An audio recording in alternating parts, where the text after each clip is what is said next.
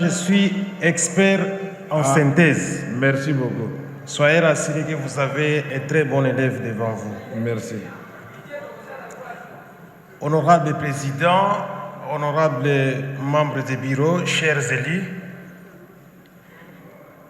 nous sommes heureux aujourd'hui de débattre sur cette loi rectificative et la réédition. Honorable Président, je m'attendais à ce que, avec cette loi rectificative, qu'on revienne sur les royalties. On a fait uniquement référence au contrat chinois, mais c'est plein d'opérateurs miniers qui doivent des redevances au gouvernement. Donc, c'est essentiel que les ministres des Finances et les ministres des Budgets refassent un petit travail pour voir tous ces opérateurs miniers qui doivent de l'argent à la République. Je vais donner un petit exemple de Kibali Gold qui paye chaque mois abusivement 2 500 000 $, et pourtant ça devrait être plus que ça. Difficilement d'ailleurs. Et quand vous prenez les 5 ans passés, si on prend 2023, franchement, nous avons beaucoup de recettes à pouvoir recueillir auprès de ces opérateurs miniers. Et il en est de même avec toutes ces sociétés qui opèrent en République démocratique du Congo. Honorable Président, quand vous voyez les droits de sortie des minéraux, 9,6%, c'est extrêmement faible. Autrement dit, il se passe des choses au sein des opérateurs miniers.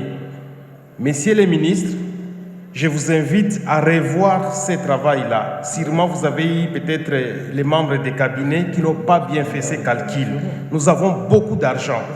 Et cela se confirme par des recettes au niveau des mines où on voit que Camille n'a fait qu'entrer une recette de 139 millions de $, seulement pour 2023. Je ne crois pas à ça. Il y a eu un travail que nous avons fait la législature passée avec les sénateurs qui ont minimisé les coûts, mais ils ont pu retrouver 1 milliard de $, dans le secteur minier. Ça veut dire qu'il y a de l'argent qui sont masqués dans le secteur minier, et donc il est important, nous avons confiance en vous, de découvrir, de dénicher ces rubriques-là pour que nous puissions faire de l'argent pour le trésor public. Vous avez parlé de l'augmentation de 8% dans la loi rectificative. Merci. Mais quand vous évaluez maintenant les différentes réalisations, vous trouverez que vous vous êtes contredit vous-même à travers cette loi rectificative. Je voudrais dire quoi? Quand vous voyez, je donne l'exemple de l'investissement, notamment l'infrastructure et travaux publics, vous trouverez qu'il n'y a pas eu de réalisation. Presque partout, c'est 0%, à part les bureaux d'études, les études sur terrain ou alors des rémunérations. Ça contredit pour dire que vous avez parlé de 87% de réalisation dans le budget total, dans la réédition budgétaire, mais en fin de compte, vous n'avez pas réussi à prouver cette augmentation de 8% et les experts en économie vont conclure qu'il y a eu détournement en fait de l'argent qui est allé ailleurs. Donc il y a un travail, je sais que les ministres des Finances venaient de commencer avec la fonction et les ministres des Budgets, sûrement, essayez de voir dans les membres des cabinets, il y a des travaux qui n'ont pas été bien fait, sûrement. Alors, j'aimerais quand même aussi vous parler de l'importation des droits perçus et de 2754%, les droits à l'importation. Ça, c'est la preuve qui montre que nous avons un problème avec le développement de notre secteur primaire. Le secteur primaire, c'est là où il y a l'agriculture, il y a l'élevage, il y a les mines et il y a l'exploitation des bois, forêts et autres. Effectivement, vous voyez que nous sommes en train de réduire la production locale, mais nous sommes en train de monter en importation et nous avons en termes maintenant des droits de 2754%. On a un problème sérieux. Et ça, je le dis parce que c'est le sujet de ma thèse. Je travaille sur les problèmes de l'importation où nous avons déjà atteint 98%. Je crois que le ministre honorable Adrien, il est ici. On a travaillé avec lui. C'est extrêmement grave aujourd'hui. L'importation est en train d'aller vers 100%. Si vous allez ici à l'abattoir de Massina, ils sont en train d'abattre moins de 3 vaches par jour. Et pourtant, tout Kinshasa aujourd'hui consomme des valeurs qui tendent à être à plus de 50 vaches par jour. Donc on a un problème très sérieux sur les taux d'importation des produits. Faites vraiment un travail pour que cette fois-ci, nous puissions plus concentrer les efforts dans la production que d'aller vers l'importation. Nous avons confiance que vous allez faire ce bon travail-là. Je vais commencer donc par terminer parce que beaucoup de choses que j'allais dire, les amis ont déjà dit. Non, merci beaucoup. Vous avez déjà dit beaucoup de choses très bien, il ne faut pas les effacer. Exactement, mais c'est de la matière technique, chers collègues. Alors, je vais commencer par terminer par des dépenses au niveau provincial. Nous avons une difficulté sérieuse qui n'exprime pas la corrélation entre les recettes provinciales et les recettes nationales. Les problèmes, honorable président, quand vous voyez notre loi de finances est votée vers le mois de novembre, mais nous avons l'Assemblée provinciale qui ne présente pas ces données, je veux dire les inputs, avant que nous puissions voter la loi de finances.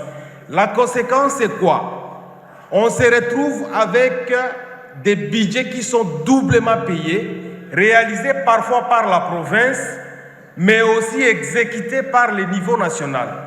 La logique serait qu'il y ait la loi des finances au niveau provincial d'abord, qui est envoyée à Kinshasa, et que ces données soient insérées dans la loi des finances. Ça a toujours posé des problèmes et donc ça fait en sorte que nous sommes en train de manquer des milliards de dollars qui sont générés par nos provinces et qui échappent au trésor national. Et je vais vous donner l'exemple à travers les chiffres que vous avez réalisés à Ituri aujourd'hui, où vous avez envoyé 8 52 000 dollars à Ituri et près de 30 millions au Nord Kivu.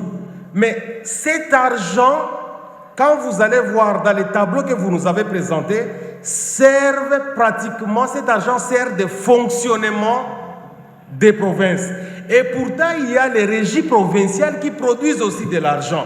Alors, on se demande comment se passe cette situation comparative par rapport au budget produit au niveau de la province et aux recettes au niveau national. Et là, c'est parce que nous avons vraiment des difficultés où les rubriques sont utilisées en désordre. Il y a par exemple des libellés où vous trouverez que les FARDC, par exemple à Ituri, on dit il n'y a pas de libellés. On écrit seulement FARDC, ils ont utilisé 2 567 millions de dollars. Ils ont fait quoi avec cet argent? On ne le sait pas.